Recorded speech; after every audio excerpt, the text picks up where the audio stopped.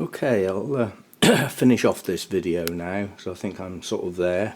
Now what's happened was the first soak that I did, I actually used my filter jug water.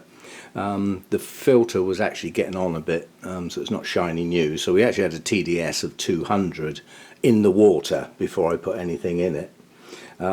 After the first soak, the TDS went over 1,000. These are roughly 24-hour soaks, within 3 or 4 hours, because sometimes I change the water in the morning, sometimes after lunch. So the first soak pulled out a hell of a lot of stuff that just shouldn't be in there.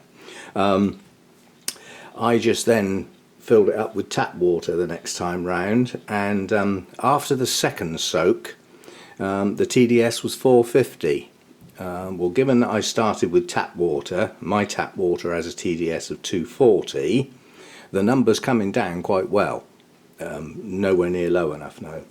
So what I did then was, while I tipped it in the sink to actually change the water, I actually gave it 3 rinses in the sink, which is easy to do. You know, you just put the plug in, turn the tap on, slosh it around, pull the plug out, and do that several times. It gives it a good rinse, gets an awful lot of the colour out as well. So we then did our third soak, again with tap water, starting with a TDS of 240, and the TDS reading after that soak was 275. So 240 to 275 is not bad. I'm going to run with that. It was then followed by 3 rinses in the sink again and filled up with tap water, which is where I am now. So this is in fact the 4th soak. Now this sounds like a lot of effort, but it's not really. You know, to tip that bucket in the sink and let the water drain out, fill the bucket up with water and then just put it back in is not a big deal. It takes a couple of minutes. So although it's effort and stuff like the Orchid bark comes straight out of the bag, it's not a huge effort. You know, it's not like it's draining my resources.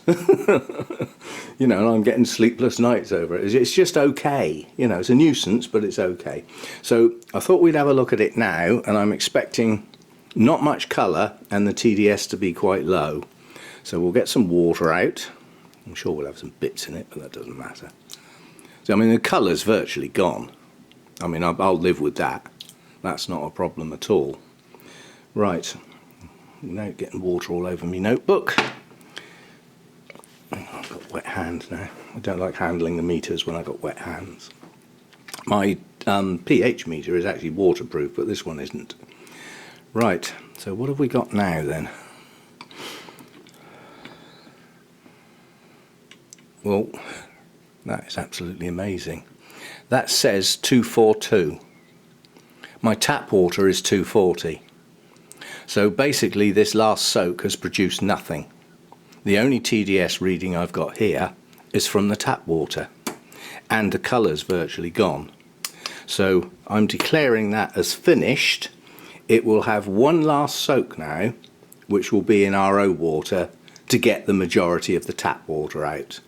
And then I've got the more tedious task of actually trying to dry it. Now I can't put it out in the sunshine this time of year, so what I will do is I'll get some bags that I get with my shopping, because they've got no holes in, so they're effectively waterproof.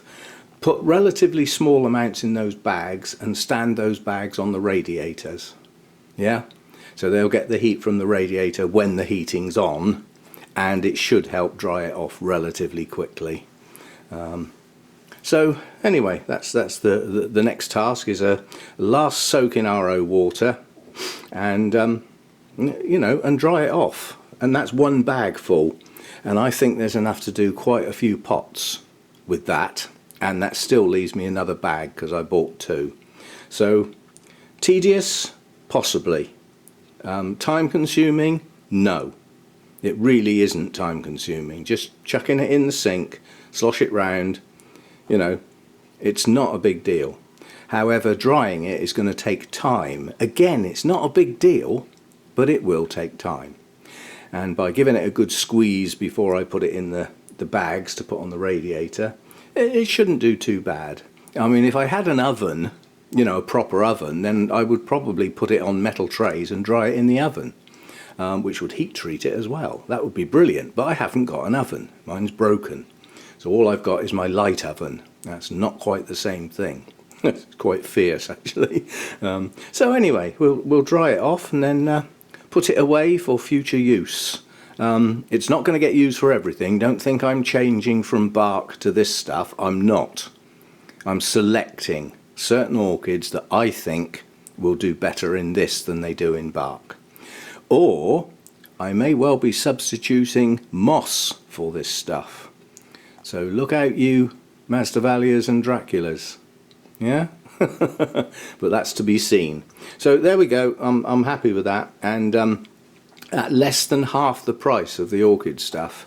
I can remember when I was in the bonsai societies, you get anything that's just ordinary that sells in garden centres and things like that, and you buy it in bulk and repackage it and put the word bonsai on the front, and you can charge 10 times as much because it's got the word bonsai on it. And it's the same with flipping orchids.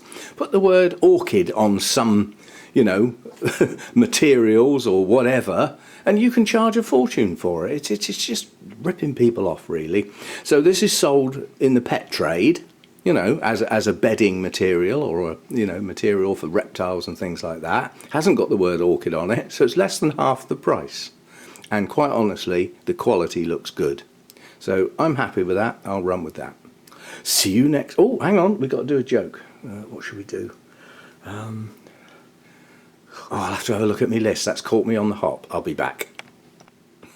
Okay, here's a good one. I mean, you have to bear in mind, none of these are my jokes. They're all stolen from various very old comedians. I don't mean old age, although they probably are. I mean comedians that were around in the sort of 60s, 70s, when humour had a different style to it. So anyway, one of my routes back from the shops takes me through a graveyard, through the central sort of public highway sort of thing, through the centre of the thing. And I noticed there was a guy leaning on a gravestone, absolutely sobbing his heart out and repeating over and over again, "Why did you die? Why did you die?" And I went up and I said, "Oh, was it a really close friend?" And he looked at me and he said, "No, it was my wife's first husband." See you next time.